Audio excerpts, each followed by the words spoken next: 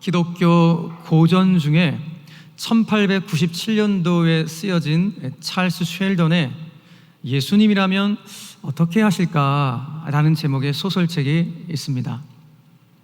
이 책은 진정한 그리스도인, 요즘 우리식으로 말하면 찐 크리스찬, 진정한 그리스도인이 되기 위한 우리 주인공들의 어떤 고민과 결단과 그 변화를 그려가는 소설책이 예수님이라면 어떻게 하실까라는 책입니다. 이 소설 속에 나오는 주인공들은 1년 동안 자신들이 무슨 일을 하든지 간에 예수님이라면 어떻게 하실까라는 이 질문을 스스로에게 묻고 답하면서 그 답을 따라서 행동하기로 결단을 하는 내용들입니다. 저자는 이 책을 읽는 독자들로 하여금 그 주인공들의 결단을 보게 합니다.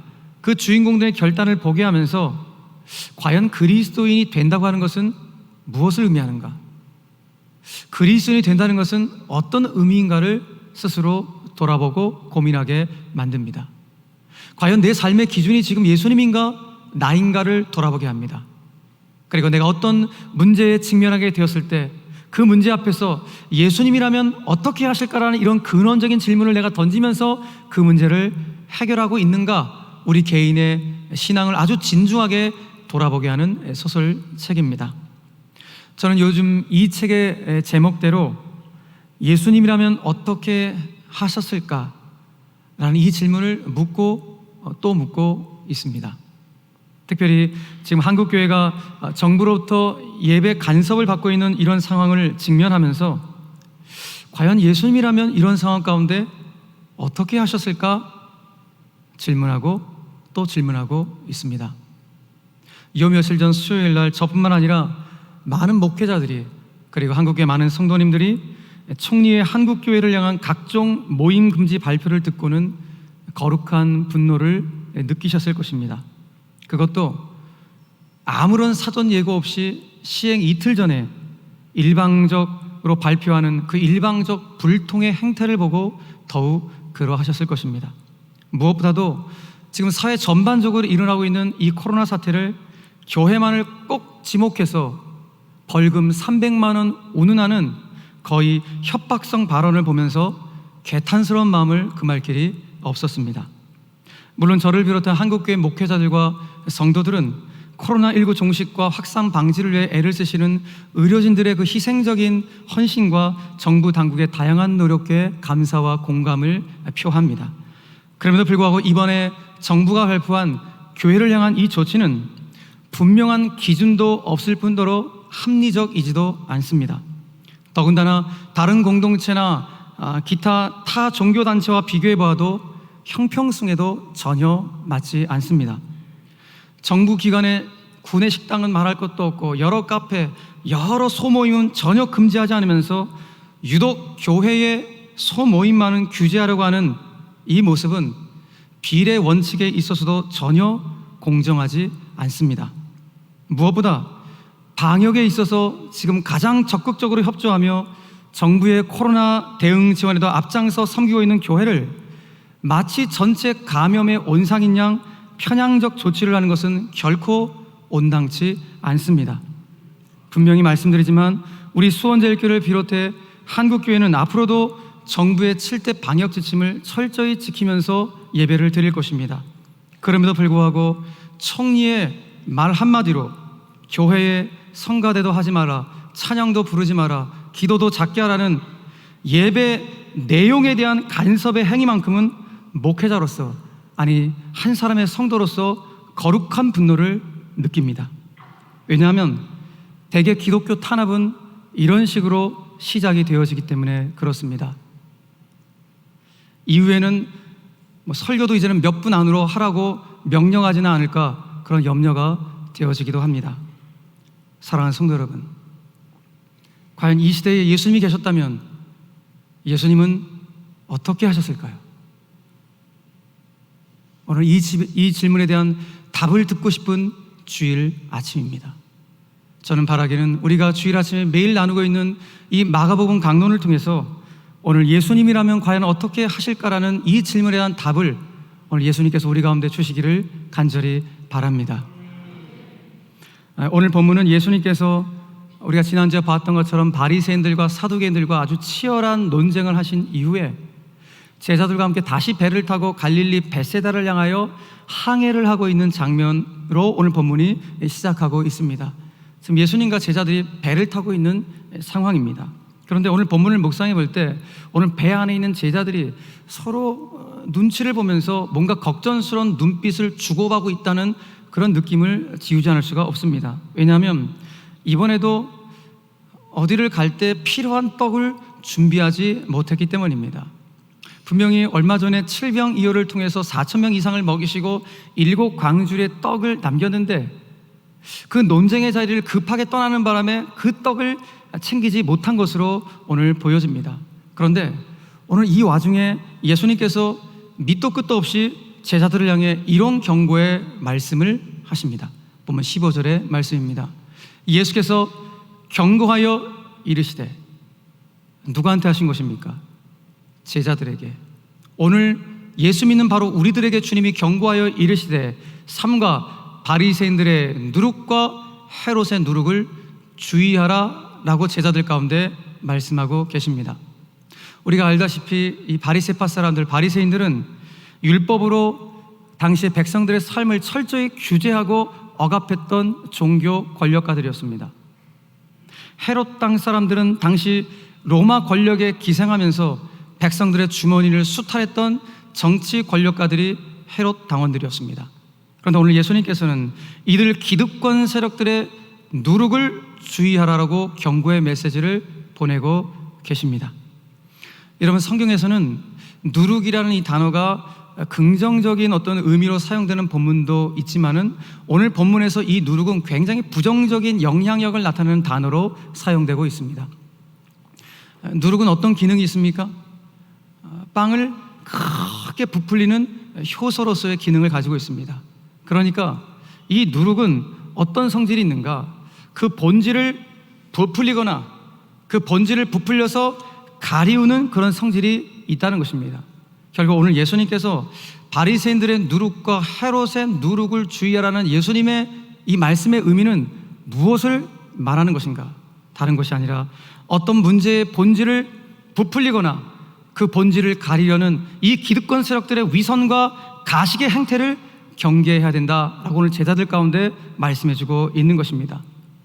좀 더 구체적으로 말하면 지금 이 무소불위의 권력을 잡고 있는 이 바리새인들과 헤롯 땅, 이들의 행태는 거짓과 위선과 가식의 끝판왕이기에 그 모든 부조리를 다른 것으로 부풀려 덮으려거나 가리려는 그들의 그럴싸한 위선적 교훈에 결코 넘어가서는 안 된다라는 것을 오늘 제자들 가운데 말씀해주고 있는 것입니다. 여러분, 그럴싸한 위선적 교훈들에 우리가 얼마나 많이 속아 넘어갑니까? 주님이 오늘 그것을 경고하시면서 말씀해주고 있는 것입니다. 요즘 우리 국민들을 호도하는 대표적인 그럴싸한 용어 하나가 있지요. 오늘 대표 기도를 하셨던 장로님께서도 기도 제목 가운데 언급하셨던 것처럼 요 며칠 전 6월 29일에 국회에 발의가 되었던 포괄적 차별금지법이라는 용어, 참 그럴싸하게 너무나 잘 포장이 되어 있습니다. 괜찮은 법안처럼 보입니다. 그런데 그 법안의 저희를 알게 되면 우리 기독교인들이라면 그 법에 통탄하지 않을 수가 없습니다. 왜냐하면 악법이기 때문에 그렇습니다. 여러분, 처벌을 금지한다고 내세운 법안이지만 실제로는 이 차별금지법이 도리어 다수의 국민들을 역차별하는 악법입니다. 실례로 이 법안에 어떤 내용들이 있는지를 살펴보면 깜짝 놀랍니다. 그 몇 가지만 살펴봐도 이 법안이 얼마나 잘못된 법안인지를 알 수가 있습니다. 몇 가지만 살펴볼까요? 먼저 이 차별금지법안 2조 1항에 보면 이런 내용이 있습니다. 성별이란, 우리가 알고 있는 성별은 무엇입니까? 남성과 여성 외에는 없습니다. 그런데 여성, 남성 그 외에 분류할 수 없는 성을 말한다라고 조항이 있습니다. 무엇을 말합니까? 여성과 남성 외에 또 다른 수많은 제3의 성을 허용하겠다라고 지금 이야기하고 있는 것입니다. 기가 찰 노릇입니다. 여러분, 일단 대한민국 36조 헌법 제36조 1항에 보면 남성과 여성을 의미하는 양성평등을 명확히 명시하고 있습니다. 그런 찬성했을 때 이 차별금지 법안은 일단 상위법인 헌법을 철저히 위배하는 잘못된 법안일 뿐만 아니라 무엇보다도 우리 그리스도인 입장에서는 하나님의 창조 질서를 거스리는 진리 파괴의 법안이기에 예수 믿는 우리들은 이 법안에 결코 용납할 수가 없는 것입니다. 또 하나, 차별금지법 제2조 4항 3조 1항 1, 3, 4호에 보면 이런 내용이 있어요. 성적 지향은 이성애는 우리가 하고 있는 것이니까 넌 괜찮아요. 그런데 동성애 또 양성애 등 감성적, 호의적, 성적으로 깊이 이끌릴 수 있고 친밀하고 성적인 관계를 맺거나 맺지 않을 수 있는 개인의 가능성을 말한다. 복잡하게 그럴싸하게 그냥 만들어버려서 이해하지도 못하게. 근데 무슨 내용이에요? 이 조항이 무엇을 허용하고 있는 것입니까? 이제는 동성애는 말할 것도 없고 다자성애, 근친상간, 심지어 수간 등 사회윤리적으로 있어서는 안 될 그 모든 종류의 성관계를 다 허용하겠다는 법안이 이 법안인 것입니다. 그야말로 이 법안은 반사회적이며 건전한 성윤리를 침해하는 악법이 아닐 수가 없습니다. 또 하나, 차별금지법 제2조 5항에 보면 이런 내용도 실려 있습니다. 성별 정체성이라고 하는 것은 자신의 성별에 관한 인식 혹은 표현을 말하며 자신이 인지하는 성과 타인이 인지하는 성이 일치하거나 불일치하는 상황을 포함한다라고 되어 있습니다. 여러분, 우리는 태어나면서 우리의 성이 무엇인지를 아는 자들이에요. 아들인지 딸인지를 분명히 아는 자들이에요. 그런데 성별 정체성을 자기가 어떻게 인식하냐에 따라서 성 정체성이 결정이 된다는 말이 안 되는 이야기를 하고 있는 것입니다. 내가 남자로 태어났는데 나는 여성 같아라고 자기가 성 정체성 그렇게 인식하면 어떤 일이 벌어지겠습니까? 남자가 여자 목욕탕에, 여자 탈의실에, 여자 화장실에 그냥 들어가는 거예요. 왜요? 내가 여성이라고 인식하니까. 그런 어이없는 일들이 지금 우리 사이 앞에, 지금 우리 눈앞에 펼쳐지기 일보 직전인 상황이 지금 우리 대한민국의 모습인 것입니다. 차별금지법 제35조에 보면은 여러분 이 법안은 심각하게도 초등학교, 중학교, 고등학교에서 동성애 교육을 의무화하는 법안이에요. 무슨 말입니까? 이제 학교에서 동성애를 정상적인 것이라고 가르치게 된다는 것입니다. 그러니 이런 교육을 받은 학생들 상당수가 이제 동성애자가 될 가능성이 굉장히 높아졌고 그 결과 에이즈에 걸릴 확률이 불을 보듯 뻔한 것입니다. 여러분, 더욱 심각한 것은 이 법이 악법인 것은 학부모가 내 자녀는 이런 동성애 교육 안 받게 하고 싶어요 라고 할 근거가 없다는 거예요. 자기 자녀의 동성애 교육을 원하지 않는 경우에도 반대할 수 없게 만든 법안이 이 법안입니다. 만약에 반대하고 이 법안에 비판한다면 1년 이하의 징역과 1천만 원 이하의 벌금형에 처하겠다는 법안이 이 법안입니다. 사랑하는 여러분, 그야말로 반가정적이고 반사회적이고 반윤리적인 성행위가 이제 법적으로 보호를 받게 되는 기가 막힌 일이 지금 우리 눈앞에 펼쳐지기 일보 직전인 것입니다. 여러분, 그렇기 때문에 우리가 정말 하나님을 경외하고 있습니까? 하나님 정말 두려워하고 있습니까? 정말 하나님을 두려워하고 경외하는 바른 기독교인이라면 지금 이번에 발의된 포괄적 차별금지법이 입법이 되지 않도록 이런 분명한 반대 표명을 해야 되는 것입니다. 이런 분명 성도들마다 정치적인 성향이 다 다를 수 있습니다. 그것은 철저히 존중이 되어져야만 합니다. 그러나 지금 정부의 예배 간섭 문제나 동성애 문제는 진보 보수의 문제가 아니에요. 이건 진영 간의 문제가 아니라 기독교의 가치의 문제입니다. 기독교 본질, 기독교 신앙의 가치 본질에 관한 문제인 것입니다. 특별히 동성애 문제는 윤리와 도덕의 문제이고 앞으로 우리 자녀들의 미래가 달린 문제입니다. 너무나 심각한 문제입니다. 저는 도대체 이들이 무슨 저주와 심판을 받으려고 이런 일들을 서슴없이 자행하려고 하는지 개탄스러움과 동시에 정말 하나님의 진노가 두렵습니다. 왜냐하면 이와 같은 모든 행태는 하나님의 진노를 하게 하는, 하나님을 진노케 하는 가증스러운 제약들이기 때문에 그렇습니다. 사랑하는 성도 여러분, 하나님이 우리 인간들, 저와 여러분들을 어떻게 창조하셨습니까? 어떤 모습으로 창조하셨습니까? 하나님의 형상으로 우리를 창조하셨어요. 여러분 믿으십니까? 우리는 선천적으로 하나님의 형상이에요. 그래, 동성애자들은 뭐라 합니까? 동성애가 선천적이라고 말을 해요. 그렇지 않아요. 우리는 선천적으로 하나님의 형상으로 지음받은 자들인데 어떻게 동성애가 선천적이 될 수가 있겠습니까? 그 동성애는 그저 부도덕한 성만족 행위일 뿐입니다. 물론 우리는 동성애자들이 돌아오도록 기도해야 되고 사랑으로 품어줄 수 있어야 합니다. 그러나 동성애 그 자체는 죄라고, 죄악이라고 당당하게 선포할 수 있어야 합니다.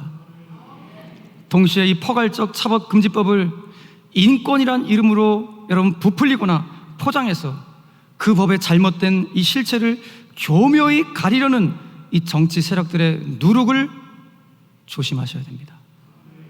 그 누룩에 넘어가서는 안 됩니다. 사랑하는 성도 여러분, 우리는 다시금 첫 번째 질문을 하게 됩니다. 과연 예수님이라면 어떻게 하셨을까요? 예수님이라면 지금 이 상황을 어떻게 하셨을까?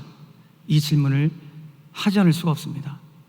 여러분, 우리가 알고 있듯이 예수님은 공생의 3년의 기간 동안 기득권 세력들의 거짓과 위선에 대해서 매우 신랄하게 비판하셨습니다. 당시 백성들의 혈세를 빨아먹던 서슬퍼런 권력자 헤롯을 향해서 여우라고 칭하셨고, 종교 권력가에 있던 바리새파 사람들을 향해서는 회칠한 무덤 같다고 거침없이 말씀을 쏟아내셨습니다. 그러니 기득권자들의 눈으로 볼 때 예수는 막말을 하는 자요, 자기들의 체제를 거부하는 불순 세력이요, 불량한 선동자처럼 보일 수밖에 없었던 것입니다. 그런데 예수님은 어떻게 하셨습니까? 그 진리를 파괴하는 그 거짓과 위선의 기득권 세력들 앞에서 당당하셨어요. 물러서지 않으십니다. 그것이 예수님의 모습이었습니다. 그러면서 오늘 당신의 제자들이 그런 자들, 그런 거짓과 위선이 가득한 그런 자들의 속지 않게 되기를 말씀하시면서 너희들 헤롯과 바리새파 사람들의 누룩을 조심해야 된다, 주의해야 된다라고 오늘 말씀하고 있는 것입니다. 그들이 내미는 달콤한 말, 현혹스러운 말, 그들이 내미는 그 어떤 무엇에 현혹되거나 마음과 신앙이 빼앗기지 않기를 원하시면서 너희들 그들의 누룩을 주의하라고 오늘 말씀하고 있는 것입니다. 그런데 우리가 그 달콤한 말에 뭔가 내미는 그 무엇에 현혹될 때가 얼마나 많은지 모릅니다. 사랑하는 성도 여러분, 그런데 오늘 예수님의 마음은 이러한데 이렇게 말씀하시는 예수님의 마음을 도통 깨닫지 못하고 있는 제자들의 모습을 보입니다. 예수님은 너희들 바리새파 사람들, 헤롯 땅 사람들의 누룩을 주의해야 돼 라고 말씀하시는데, 이 말씀에 제자들이 어떻게 반응하고 있습니까? 제자들의 반응을 보십시오. 오늘 본문 16절의 말씀 보니까 제자들이 서로 수군거리기를, 이는 우리에게 무엇이 없다? 떡이 없음이로다. 서로 수군수군거립니다. 여러분, 제자들은 예수님 입술을 통해서 누룩이라는 단어가 나오자마자, 야, 예수님이 우리가 떡 안 갖고 온 것 같고 책망하시나 보다. 아유, 떡 갖고 오게 되는, 떡 갖고 왔어야 되는데 왜 떡을 안 갖고 왔지? 이렇게 생각하고 있는 제자들의 모습이라는 거예요. 예수님이 누룩이라는 단어를 얘기했을 때 떡이라는 것을 가장 먼저 재빠르게 생각했던 그들의 기민함에 대해서는 인정을 할 만하지만은, 예수님이 이 누룩을 통해서 무엇을 말씀하려고 하시는지 그 의미를 도통 깨닫지 못하고 있는 영적 분별력에 있어서만큼 완전 제로가 제자들의 모습이었던 것입니다. 그래서 예수님께서 너무너무 답답하셨는지 당신의 답답한 신경을 오늘 이렇게 토로하십니다. 본문 17절과 18절 말씀입니다. 예수께서 하시고 이르시되 너희가 어찌 떡이 없으므로 수군거리느냐? 아직도 알지 못하며 깨닫지 못하느냐? 너희 마음이 둔하냐? 너희가 눈이 있어도 보지 못하며 귀가 있어도 듣지 못하느냐? 또 머리가 있어도 왜 기억하지 못하느냐? 왜 자꾸 잊어버리느냐? 주님이 오늘 그 답답한 신경을 피력하고 계십니다. 그러면서 그 다음 구절에서 당신이 떡 5개로 오병이어 기적을 행하셨던, 12광주를 남기셨던 오병이어 기적 이야기, 그리고 7광주를 남기셨던 7병이어 기적 이야기를 이어서 말씀을 하십니다. 무슨 말입니까? 제자들 가운데 무슨 말씀을 주고자 하시는 것입니까? 지금 너희들의 수중에 떡이 있느냐 없느냐, 이것이 중요한 것이 아니라는 거예요. 예수님은 어떤 분이라는 거예요? 당신은 떡 5개를 가지고 5,000명을 먹이시는 능력의 하나님이시고, 떡 7개를 가지고 4,000명 이상을 먹이시는 하나님이신데, 너희들은 늘 나와 함께 있으면서도 나를 믿는다고 하면서도 왜 여전히 너희들의 삶의 초점은 떡에만 가 있느냐? 왜 물질에만 가 있느냐? 내가 말하는 이 누룩이라는 단어를 왜 너희들은 자꾸 물질로서 떡으로만 해석하고 있느냐? 그 답답한 신경을 오늘 제자들 가운데 피력하고 계시는 것입니다. 사랑하는 성도 여러분, 물론 우리 삶 가운데 떡으로 대변되어지는 우리 삶의 문제, 여러분 너무 중요하죠. 너무너무 중요한 부분입니다. 예수님도 우리의 부족함을 아시기 때문에 주님은 우리의 필요를 정말 채워주시기를 원하시는 분이 우리가 믿는 주님이십니다. 사도 바울 보십시오. 사도 바울은 그의 삶을 보면은 이 사람은 물질과 전혀 관계없는 삶을 살은 것 같은데 그도 사역의 여정 속에서, 삶의 여정 속에서 하나님이 그때그때마다 필요를 채워주신 은혜를 경험한 것은 너무너무 감사했는지 그 필요를 채워주신 하나님의 은혜를 이런 식으로 고백을 해요. 빌립보서 4장 19절 말씀 보니까 나의 하나님이 그리스도 예수 안에서 영광 가운데 그 풍성한 대로 다 함께 읽겠습니다. 시작. 너희 모든 쓸 것을 채우시리라. 믿으시면 아멘. 그래요. 하나님 우리 필요를 아신다고요. 쓸 것을 채워주시는 분이에요. 저는 바라기는 하나님이 채워주신 은혜를 우리 성도님들 꼭 누리시길 바라고 오늘 사도 바울 같은 고백을 할 수 있는 우리 모두가 되길 간절히 바랍니다. 그러나 동시에 사도 바울처럼 그의 삶의 초점이 떡이 아니라 하나님의 영광을 위하여, 그의 삶의 초점이 떡이 아니라 하나님 나라 확장을 위하여서 우리의 눈이 띄어져야 하는 것입니다. 사랑하는 여러분, 그것이 우리의 삶의 표대입니다. 왜 그렇습니까? 우리도 사도 바울과 똑같이 이 시대 가운데 부름받은 사명자요 소명자이기 때문에 그렇습니다. 바울은 본인이 그 시대 가운데 왜 부름을 받았는지 그는 빌립보서 3장 14절을 통해서 이렇게 고백합니다. 표대를 향하여 그리스도 예수 안에서 하나님이 위에서 부르신 나는 부름의 그 상을 위하여 달려가노라. 믿음의 경주를 하노라 하면서 자신의 사명 감당을 달려가는 모습을 보여주고 있습니다. 여러분 마찬가지입니다. 부름받은 소명자인 저와 여러분들도 마찬가지입니다. 우리가 이 시대에 부름받은 건 역시 시대적인 사명을 감당하라고, 무엇을 위한? 하나님의 영광을 위한 그 시대적 사명을 감당하라고 저와 여러분들의 이 시대에 부르신 줄로 믿으시길 바랍니다. 사도 바울은 2000년 전에 그 시대적 사명을 감당하러 하나님 바울을 부르신 거고 2020년도에 지금 우리에게 호흡을 주시고 지금 건강 주시고 예배드리게 하시고 삶을 살아가게 하는 이유가 무엇인가? 단순히 먹고 사는 일에 살아가려고 우리를 부르신 것이 아니라 이 시대 가운데 과연 하나님의 영광을 위한 일이 무엇인가? 하나님의 영광을 가리는 일은 무엇인가? 그걸 분별하면서 그 시대적 사명을 감당하려고 우리를 부르신 줄로 여러분 믿으시길 바랍니다. 그런 부름받은 우리들이 하나님의 창조 질서에 역행하는 이 포괄적 차별금지법이라는 악법이 통과된 것을 어찌 부름받은 자들이 방관할 수가 있겠습니까? 부름받은 우리들이 기독교 최고의 가치인 예배, 찬양대도 하지 마라, 찬양도 하지 마라, 기도도 작게 하라, 이 예배를 규제받거나 그 예배에 대해서 벌금을 운운하는 이 모습에 대해서 어찌 우리가 침묵할 수가 있겠습니까? 사랑하는 성도 여러분, 잊지 마십시오. 저와 여러분들은 부름받았습니다. 이 시대에 하나님의 영광을 위하여 부름받은 시대적인 사명자들이 바로 우리들입니다. 왜 부르셨습니까? 사명이 있기 때문에. 김근영 목사에게 사명이 있고, 우리 장로님들에게 사명이 있고, 우리 권사님들에게 사명이 있고, 우리 각자의 모두에 대해 사명이 있기 때문에 그 사명 감당하려고 우리를 부르신 줄로 믿으시길 바랍니다. 그 모든 사명을 통틀으면 하나님의 영광이에요. 내가 어떻게 하면 하나님의 영광을 위해 살아갈 수 있을 것인가? 이것을 확인하게 하는 것입니다. 여러분, 그런데 이 사명에 대한 부분은 2000년 전 예수님의 제자들도 마찬가지였습니다. 그런데 오늘 본문에 나오는 예수님의 제자들을 보면 아직까지도 그들이 그 시대 가운데 감당해야 될 시대적 사명이 무엇인지를 여전히 깨닫지 못하고, 아니 관심도 없는 모습을 우리에게 보여주고 있습니다. 그들은 왜 깨닫지 못합니까? 왜 시대적 사명에 관심도 없습니까? 그들의 모든 삶의 초점이 떡에만 가 있기 때문이에요. 떡! 우리가 떡을 또 갖고 왔구나. 모든 삶의 초점이 떡에 가 있기 때문에 왜 하나님이 나를 이 땅 가운데 부르셨는지, 왜 예수님이 나를 제자로 부르셨는지 그 사실을, 그 시대적 소명을 전혀 관심이 없는 것입니다. 여러분, 예수님께서 너무 답답하셨는지 오늘 보면 마지막 절에 이르기까지 제자들 가운데 당신의 답답한 심경을 이렇게 토로하십니다. 본문 21절, 아직도 깨닫지 못하느냐? 아직도 깨닫지 못하느냐? 왜? 그 거짓과 가식과 위선이 가득한 헤롯 땅과 바리새인들, 그 기득권 세력들의 그 현혹에 넘어가고 있느냐 하면서, 왜 깨닫지 못하느냐, 왜 기억하지 못하느냐, 왜 마음이 둔하냐면서 계속해서 우리에게 말씀해주고 있는 것입니다. 여러분, 그렇다면 지금 저와 여러분들은 어떠합니까? 혹 우리도 여전히 우리의 삶의 초점이 떡에만 가 있는 우리의 신앙의 모습은 아닌지요? 그래서 지금 우리 눈앞에서 펼쳐지고 있는 이렇게 심각한 상황들에 대해서 전혀 관심이 없고 그렇게 둔감한 그런 모습으로 살아가고 있지는 않은지 우리 자신을 돌아볼 수 있어야 합니다.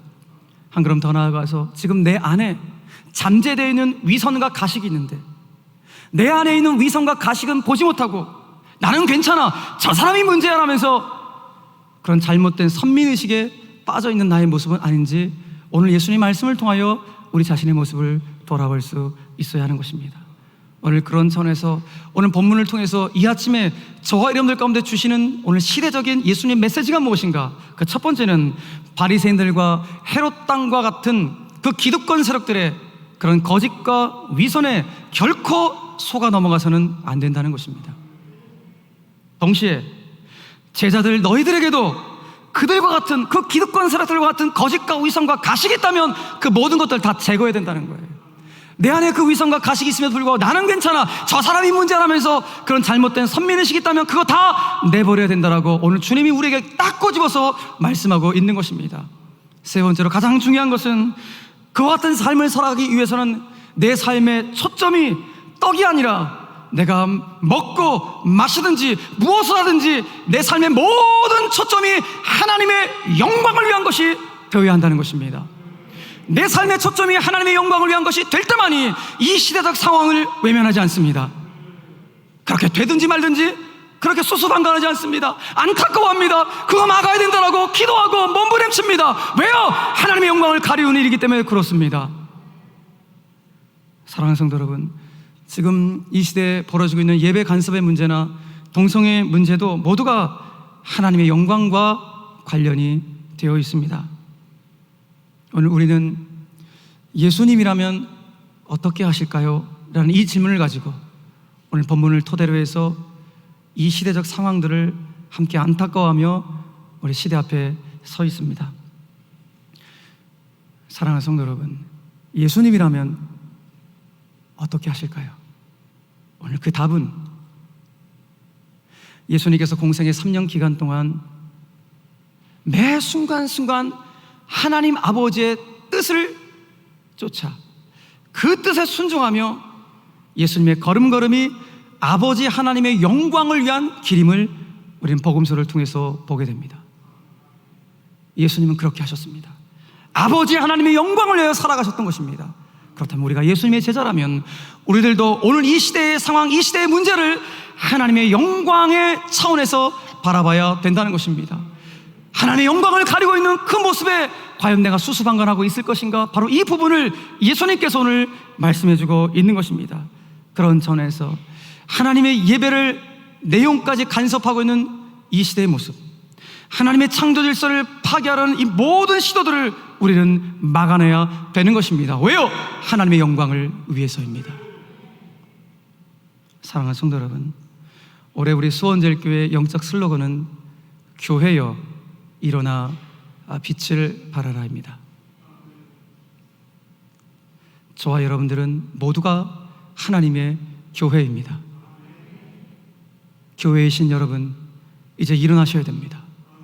교회의 신 여러분, 이제 일어나셔야 됩니다.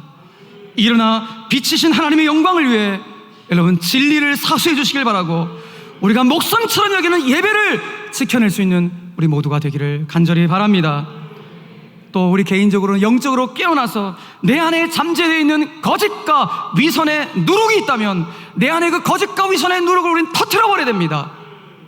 그리고 그 거짓과 위선을 터뜨려서 이제는 우리가 진실된 누룩으로, 변화된 누룩으로 쓰임받을 수 있는 우리 모두가 되어야 되지 않겠습니까? 먹든지 마시든지 무엇을 하든지 하나님의 영광을 위하여 살겠다는 이 변화된 누룩, 진실된 누룩의 모습으로 우리를 이 시대 앞에 부르신 하나님의 부르심 앞에 순종하며 시대적 사명을 온전히 감당할 수 있는 진정한 복음의 사명자로 한 주간 동안 더 쓰임받을 수 있는 우리 모두가 되기를 주 예수 그리스도의 이름으로 간절히 축원합니다. 우리 오늘 말씀을 기억하면서 우리 다 함께 일어나셔서 우리 올해 주제 찬송인 교회여 일어나라, 교회여 일어나라, 내가 교회입니다. 진리를 사수하기 위해서, 예배를 목숨처럼 귀한 이 예배를 지켜내기 위해서 주님 내가 일어나겠습니다. 그런 마음 담아서 우리 이 찬송을 힘차게 올려드리고, 그리고 이 민족이 여호와께로 돌아오길 원합니다. 이 나라가 여호와께 돌아오고 한국교회가, 그럼 내가 여호와께 돌아가겠습니다. 그런 절박한 심정을 가지고 우리 찬송하며 주 앞에 나아가도록 하겠습니다.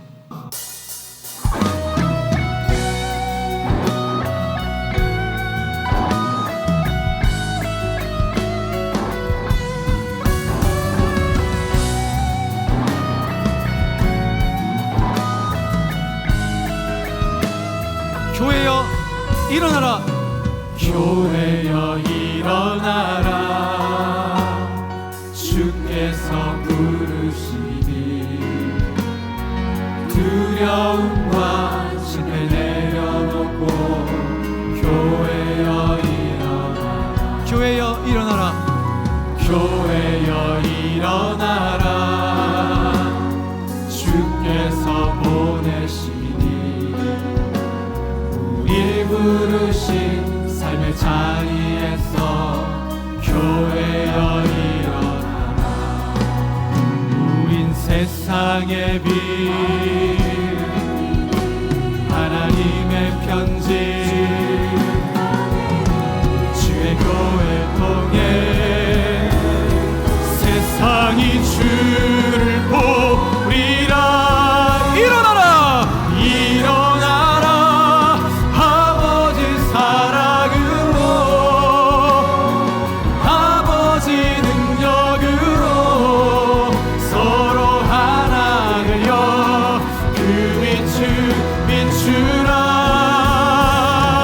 노래하라 아버지의 사랑을, 아버지의 크심을 이 삶의 노래로 주님을 나타내라. 일어나라, 교회여 일어나, 교회여 일어나라, 주께서 부르시니 두려움과 실패 내려놓고 교회여 일어나라. 교회여 일어나라, 교회여 일어나라, 주께서 보내시니 우릴 부르신 삶의 자리에서 교회여 일어나라. 우린 세상의 빛, 하나님의 편지, 주의 교회 통해 세상이 주를 보리라. 선포합니다. 일어나라, 일어나라, 아버지 사랑으로, 아버지 능력으로 서로 하나 되어 그 빛을 비추라. 노래하라 아버지의 사랑을, 아버지의 크심을 이 삶의 노래로 주님을 일어나라, 아버지 사랑으로, 아버지 능력으로 서로 하나 되어 그 빛을 비추라. 노래하라 아버지의 사랑을, 아버지의 크심을 이 삶의 노래로 주님을 나타내라. 일어나라,